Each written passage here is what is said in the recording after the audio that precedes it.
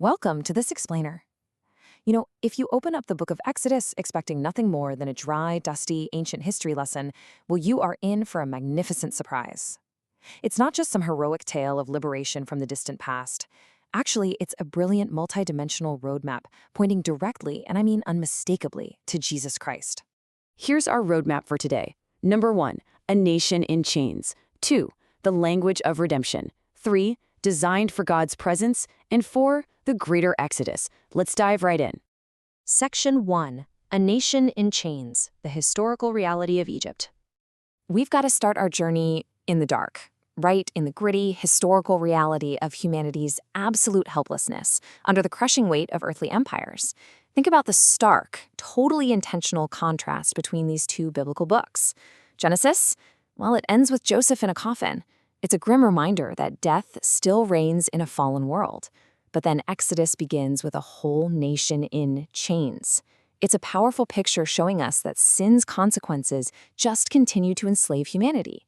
But, this gritty contrast proves an incredibly powerful truth. Human governments will rise, and human governments will absolutely fall. But God's kingdom and his promises, those remain forever. In Exodus chapter 2, verse 23, we hit a massive turning point in human history. The children of Israel sighed because of the bondage, and they cried, and their cry came up to God because of the bondage. Notice, they didn't organize a massive military campaign, right? They simply cried out in total helplessness. And that helpless cry literally becomes the exact stage for God's glory. Why? Because God always comes down to rescue his people when they finally discover they absolutely cannot rescue themselves. Section 2. The Language of Redemption, the Grammar of Rescue.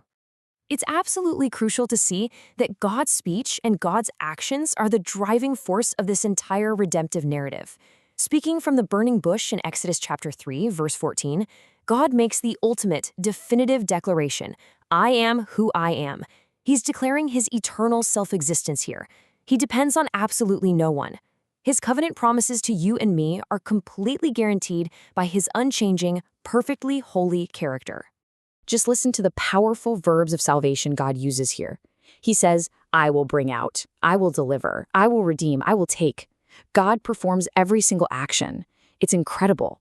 This is God's sovereign initiative on full display, while Israel, and by extension us, well, we merely receive the grace. Section 3. Designed for God's presence, the true climax of the story. As we dig into the literary design of the book, we uncover a stunning reality. Physical redemption, just escaping the chains, is never actually the final destination. The ultimate goal is deep relationship and divine presence. But hey, if you've ever read Exodus, you've probably asked yourself this question. Why on earth does half the book read like an 800-piece IKEA wardrobe assembly manual? Seriously, measurements, curtains, clasps, sockets, and boards. You start reading confidently, and 3 chapters later, you're wondering if making bricks for Pharaoh might have actually been simpler. But stick with it, because there's a careful literary pattern here. First slavery, then wilderness testing, then the covenant at Sinai, and finally the tabernacle. It's quite the journey. And speaking of that wilderness, God miraculously provides manna from heaven every single day, but the people just complain. Honestly, if the manna had arrived as warm, freshly baked bread, someone in that wilderness would have undoubtedly asked Moses for a gluten-free option. It's funny, but this humor exposes our own hearts. You can take the people out of Egypt, for sure, but it takes an absolute act of God to take Egypt out of the people. So, here is the crucial point. The climax of the book of Exodus is not the dramatic parting of the Red Sea. I know, shocking, right?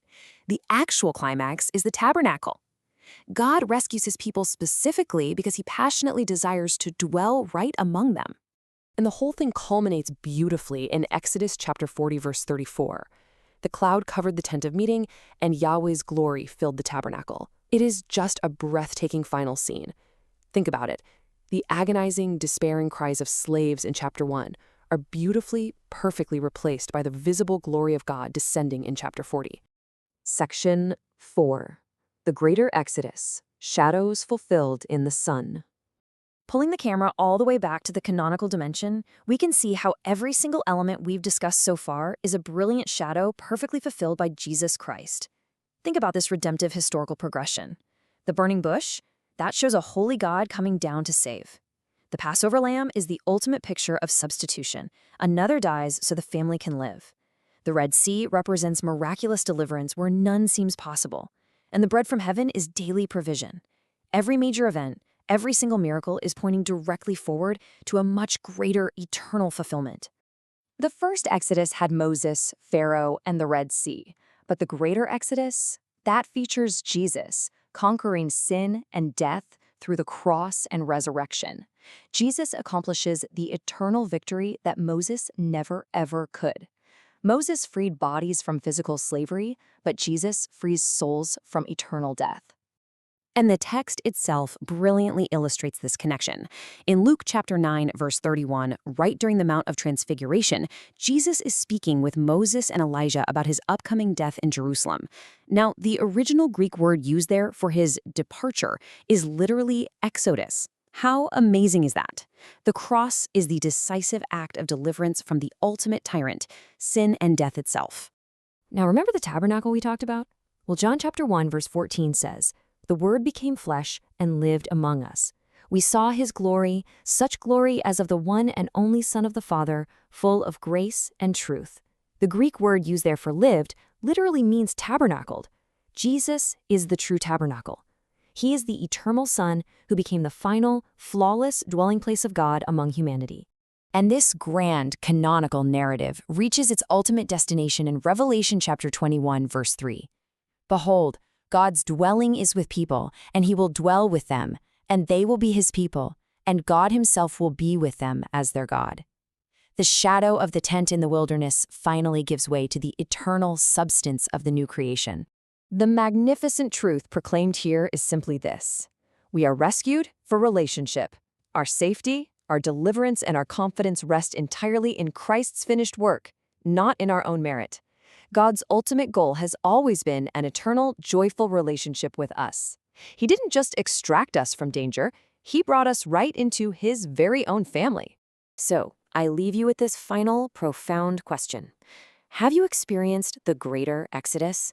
Have you trusted the true Passover lamb who accomplished your eternal rescue? Now, this explainer has merely been a summary discussion of these glorious truths. If you want to behold even more of this beautiful reality, a link to the fuller discussion is right down there in the description. Keep exploring, keep learning, and rest in the finished work of the greater Exodus.